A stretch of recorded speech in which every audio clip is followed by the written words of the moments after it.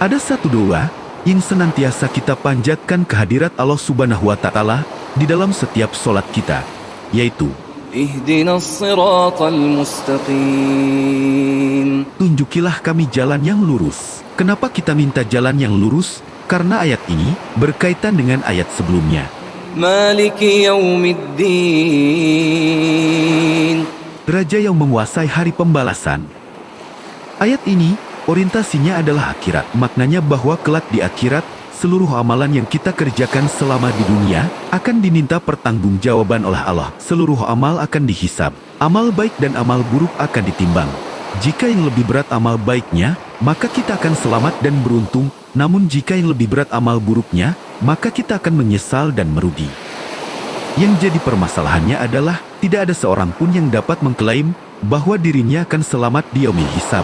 Dan tidak ada seorang pun yang mampu menolong, kecuali dengan izin Allah. Maka, yang dapat kita lakukan, hanyalah bersandar kepada Allah, sebagaimana Allah berfirman, Iyyaka na'budu wa iyyaka nasta'in. hanya kepada Engkaulah kami menyembah, dan hanya kepada Engkaulah kami meminta pertolongan. Pertolongan apa? Tentunya semua yang kita butuhkan, baik kebutuhan dunia maupun kebutuhan akhirat. Namun ada satu permintaan yang sangat kita butuhkan, sebagaimana yang dimaksud ayat ini adalah pertolongan untuk selamat di yaumil hisab. Caranya bagaimana? Kita minta kepada Allah. Ihdinas siratal mustaqim. Tunjukilah kami jalan yang lurus. Apa itu jalan yang lurus? Siratal ladzina an'amta 'alaihim ghairil maghdubi 'alaihim waladdallin.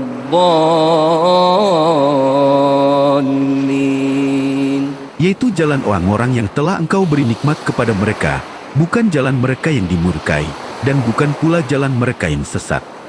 Ulama ahli tafsir sepakat berpendapat bahwa yang dimaksud dengan jalan orang-orang yang telah Engkau beri nikmat kepada mereka adalah sebagaimana firman Allah dalam surat An-Nisa ayat 69.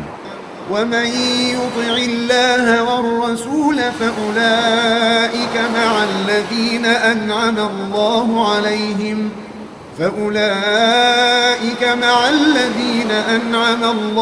عَلَيْهِمْ مِنَ النَّبِيِّينَ وَالصِّدِّيقِينَ وَالشُّهَدَاءِ وَالصَّالِحِينَ وَحَسُنَ أُولَئِكَ رَفِيقًا.